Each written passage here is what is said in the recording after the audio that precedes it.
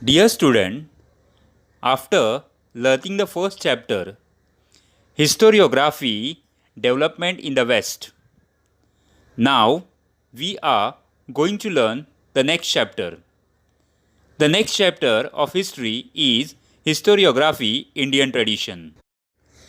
Historiography Indian Tradition. In this lesson, basically, we learn 2 points.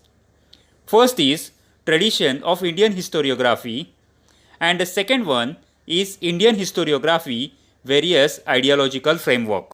While learning the tradition of Indian historiography, we take a review of Indian historiography through ages. These ages are historiography in the ancient period, next historiography in the medieval period, and last one historiography in the modern period. We also learn about some trends after independence. First, we think about the historiography in the ancient period. What do we see here? Memories of the great deeds of ancestors and mythological lore. Social traditions were preserved by oral tradition. See, that time oral traditions are very important. After that, the inscription of the Harappan seals and other artifacts confirm that Indians had mastered the art of writing as early as the 3rd millennium before Christ. However, the Harappan script is not yet successfully deciphered, means we can't understand whatever is written. Now see, the earliest known written document of historical nature found in India are from the inscriptions, such as Mauryan inscriptions, Samrat Ashoka's inscription, etc. Like inscriptions from the 1st century Christ era, inscriptions begin to occur on coins, metal images, the sculptures, and also on copper plates.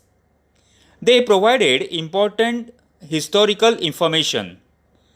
See what, for example, dates of various kings, dynastic genealogies, territorial extent, and administrations of various empire and kingdoms, etc. The ancient Indian literature, including the epics such as Ramayana, Mahabharata, some Puranas, Jain and Buddhist text literature, historical accounts by Indian authors, and also travelogies by foreign travelers are important sources of our ancient Indian history.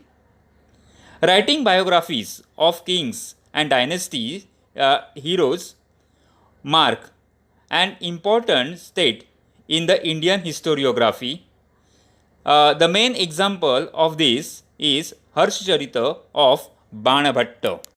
So such way we see ancient Indian sources of history and ancient Indian historiography. After that, we move towards the medieval period. Now see historiography in the medieval period.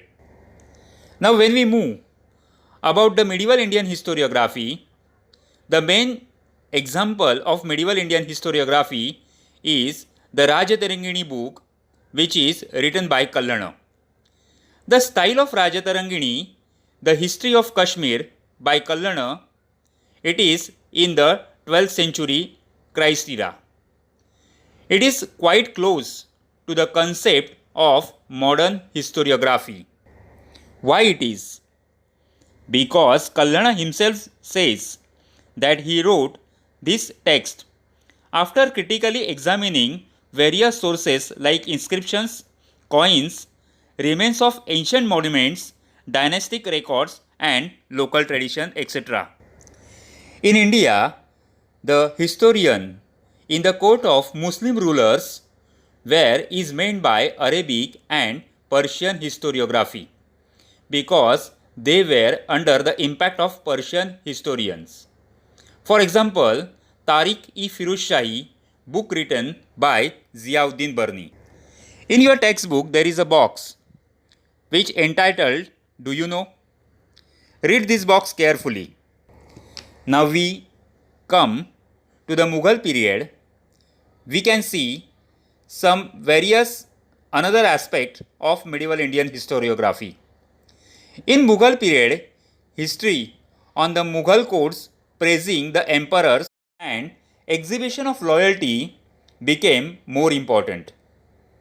The custom of adding suitable poetic chorus and beautiful pictures was also introduced in these history books.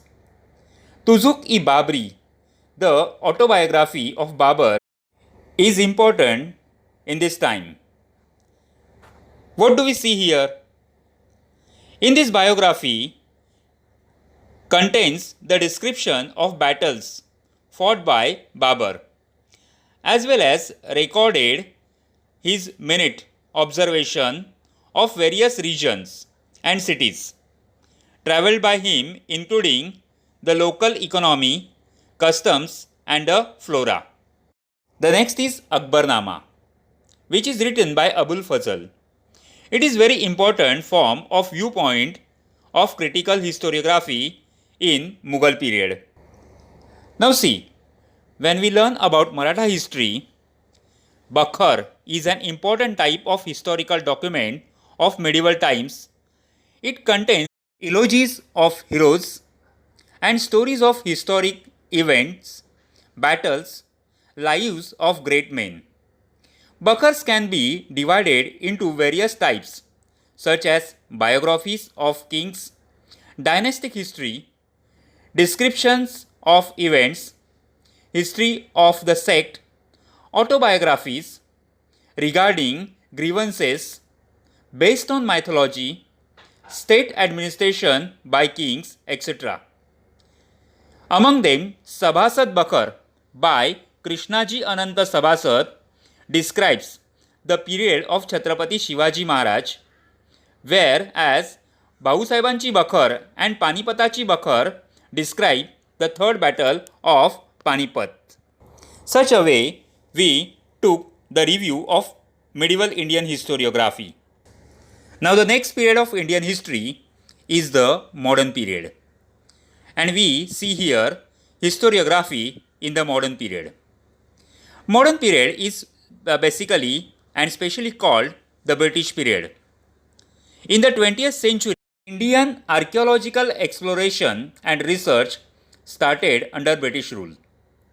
The first Director General of Archaeological Survey of India, Sir Alexander Cunningham, excavated a number of ancient sites mainly mentioned in the Buddhist text. Harappan civilization was discovered during the tenure of Sir John Marshall. Because of this discovery, the antiquity of ancient history could be traced to 3rd millennium before Christ era or even earlier. Now when we think about the modern Indian historiography, many British officials in India wrote about Indian history. Their writings display strong influence of the colonial policies of the British. 3 volumes of The History of British India, written by James Mill, was published in 1817. This was the first book on Indian history written by a British historian. Now we see some another books which was written by British historians. The History of India, written by Mount Stuart Elphinstone. History of Marathas, written by Grant Duff. Rajasthan's History by Colonel Todd. The 2 volumes written by William Wilson Hunter on Indian history show somewhat empirical treatment of the subject. In modern Indian historiography, we can see various ideological frameworks. The first is colonial historiography. Now, what is colonial historiography? The early scholars who studied and wrote Indian history were mainly British officers and Christian missionaries.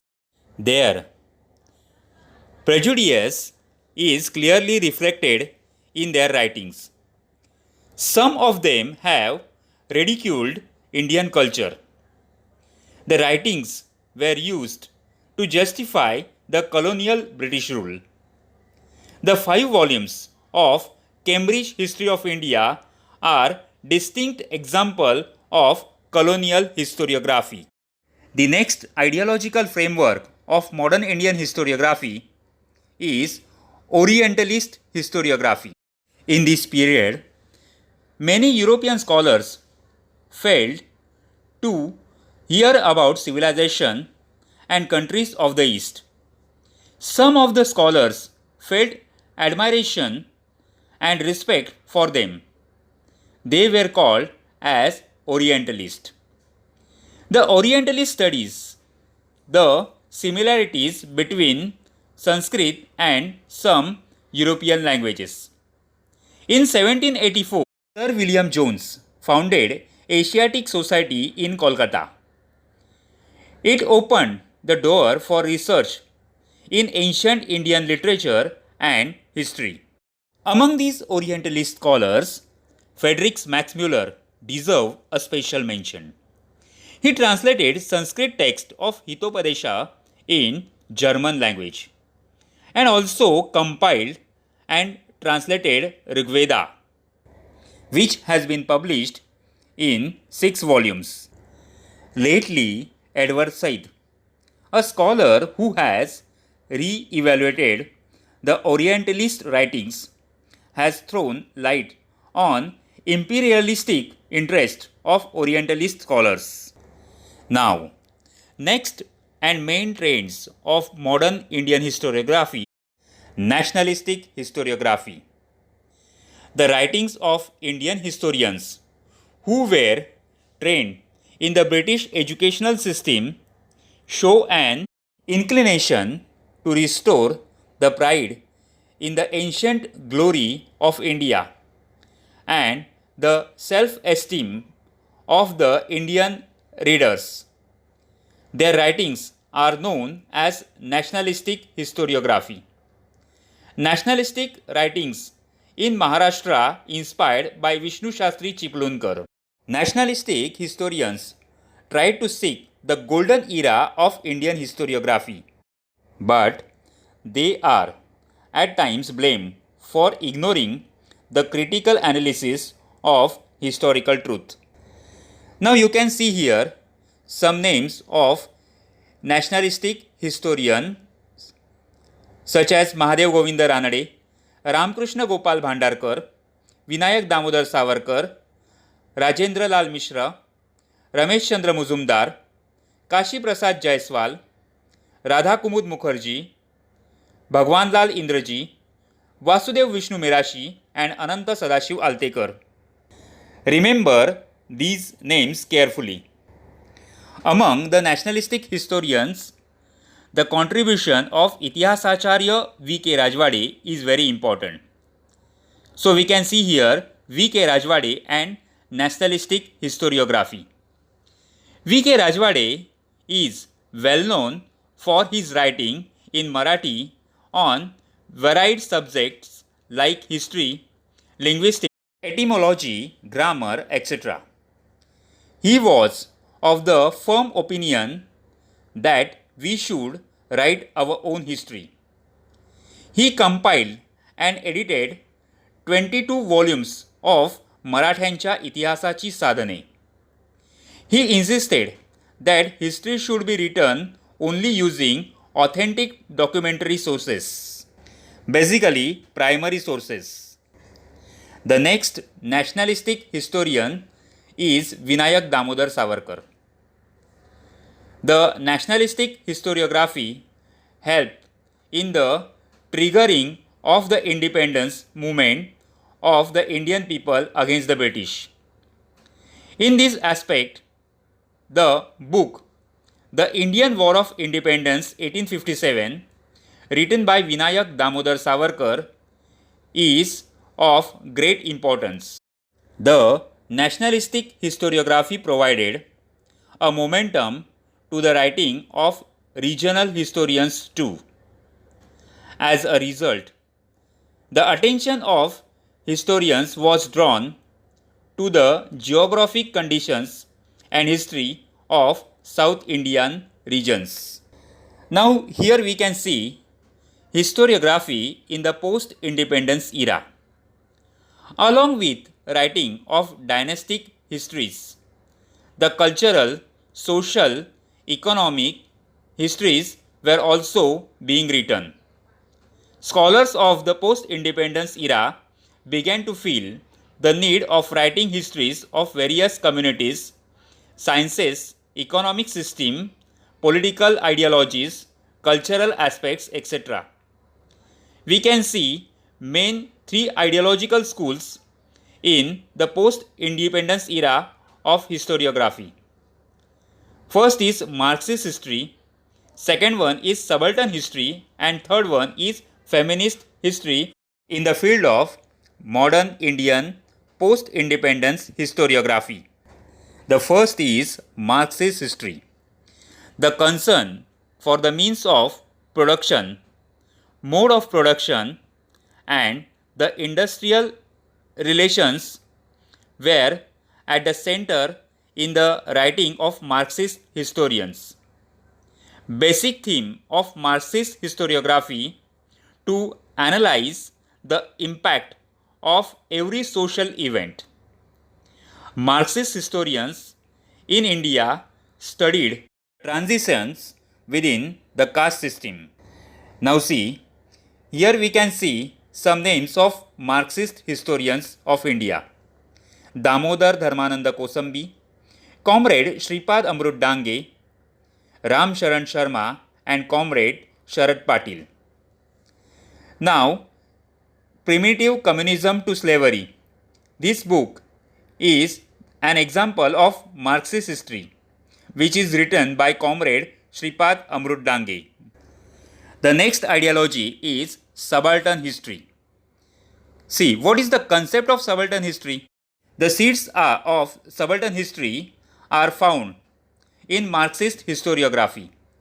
Subaltern means the bottomist ranks of people in the society. The role of the Italian historian Antonio Gramsci is very important in developing this idea. Folklore has been considered as a very important source of writing subaltern history. Ranjit Guha, an Indian historian, played a major role in establishing subaltern history.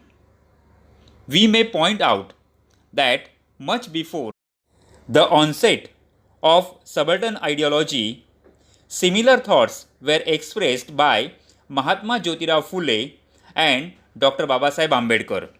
Now we are going to see some examples of subaltern history.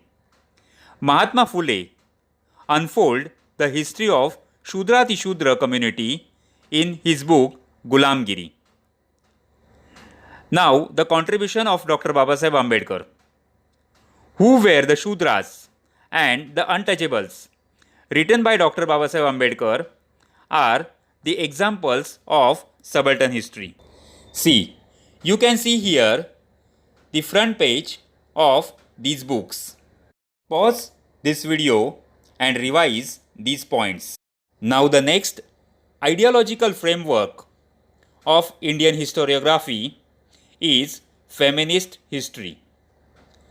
Mainly, male scholars were involved in writing history. As a result, the role of achievement of women in history remain neglected. To highlight this fact was a major task by the feminist historians. Also, it was important to study and compile the historical writing of women as well as necessary to return of women's positions in history.